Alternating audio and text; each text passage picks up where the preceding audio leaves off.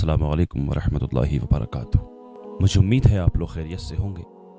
اللہ کی بارگاہ میں دعا ہے اللہ تبارک و تعالیٰ آپ کو اور بھی خوش رکھے، دین و دنیا کی دولت سے مالا مال فرمائے، آمین یا رب العالمین۔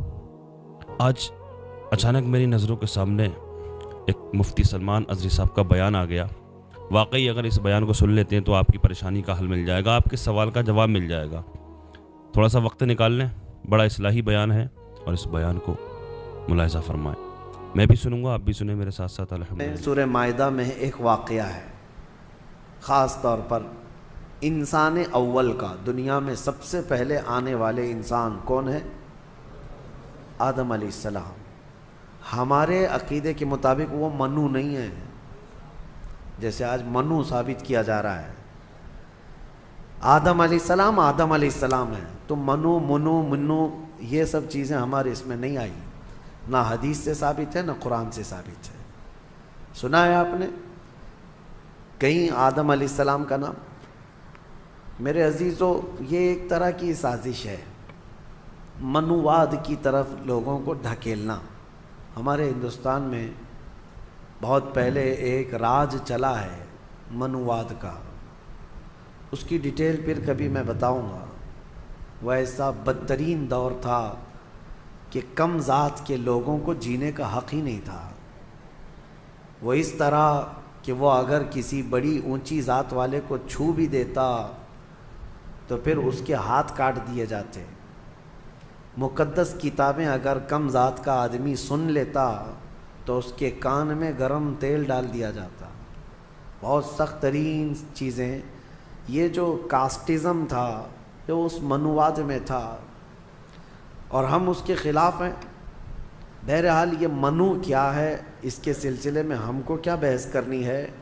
ہمیں ہمارے نبی پاک صلی اللہ علیہ وسلم نے جو انبیاء کے نام بتائے ہم ان کو نبی مانتے ہیں۔ بات صحیح ہے؟ یہ گمراہی کا دور ہے، ابھی بہت زیادہ فتنے پھیلے ہوئے ہیں۔ میں آپ کو بتا دوں، آدم علیہ السلام دنیا کے سب سے پہلے انسان اور سب سے پہلے نبی اور سب سے پہلے رسول جب دنیا میں تشریف لائے آدم علیہ السلام، تو جب وہ تشریف لائے تو ان کے بعد ان کی اولاد کا جو سلسلہ شروع ہوا، تو سب سے پہلا بیٹا پیدا ہوا حابیل۔ سب سے پہلا بیٹا حابیل۔ آدم علیہ السلام کے بچے جو ہوتے تھے، روز ایک لڑکا ایک لڑکی، روزانہ حضرت حوا حاملہ ہوتی اور شام تک ان کو بچے ہو جائے، 2 بچے۔ اللہ کی قدرت کاملہ ہے، کیونکہ نسل انسانی کو اس وقت بڑھانا تھا، تو روزانہ 2 بچے، ایک لڑکا اور ایک لڑکی۔ پہلے دن پیدا ہوئے حابیل، اور اس کے بعد ان کے ساتھ جو پیدا ہوئی وہ اقلیمہ نام سے تھی۔ دوسرے دن جو پیدا ہوئے وہ قابیل، اور اس کے ساتھ یہودا نام کی لڑکی پیدا ہوئی۔ اب قانون شریعت یہ تھا آدم علیہ السلام کی امت کا، امت کون ہے؟ ان کی اولاد ہی۔ اب قانون آدم علیہ السلام چونکہ رسول تھے، شریعت کا قانون یہ تھا کہ آج جو پیدا ہوا لڑکا ہے وہ کل پیدا ہونے والی لڑکی کے ساتھ نکاح کر سکتا ہے۔ سیم ڈے والی لڑکی اس کی سگی بہن مانی جاتی، حالانکہ سب بہن ہیں، لیکن سیم ڈے جو پیدا ہوئی وہ لڑکی اور وہ لڑکا شادی نہیں کر سکتے۔ اور آدم علیہ السلام کی شریعت کا ہی یہ قانون۔ میں یہاں رک کر کے تھوڑی بات بتانا چاہوں گا۔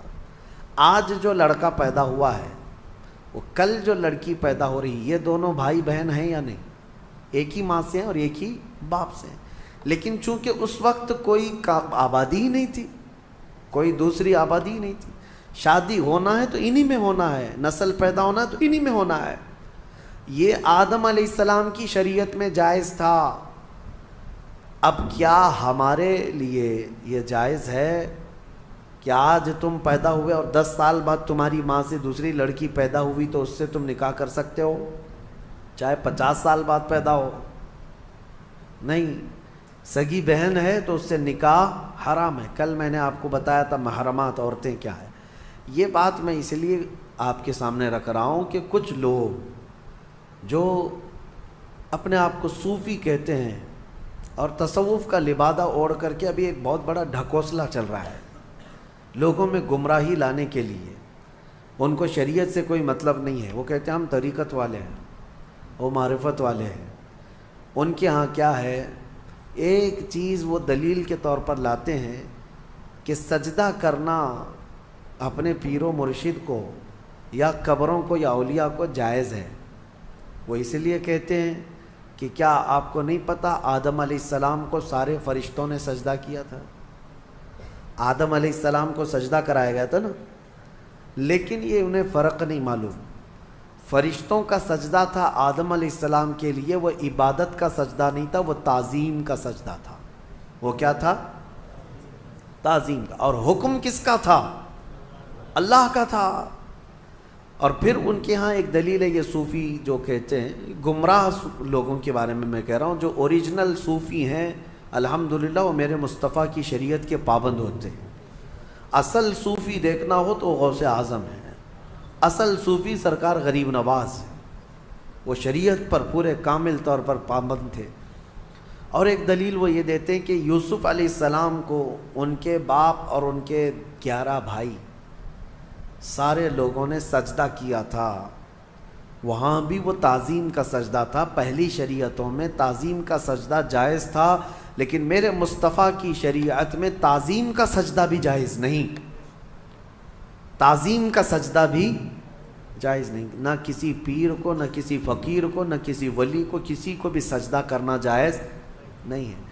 میں ان کو الزامی جواب کے طور پر یہ کہتا ہوں, جو لوگ کہتے ہیں آدم علیہ السلام کو کیا سجدہ نہیں کیا گیا تھا, تو آدم علیہ السلام کی شریعت پہ چل رہے ہو یا محمد الرسول اللہ کی شریعت پہ چل رہے ہو. اگر آدم علیہ السلام کی شریعت پہ چل رہے ہو تو ان کے ہاں بہن سے نکاح بھی جائز تھا, کیا تم کر سکتے ہو؟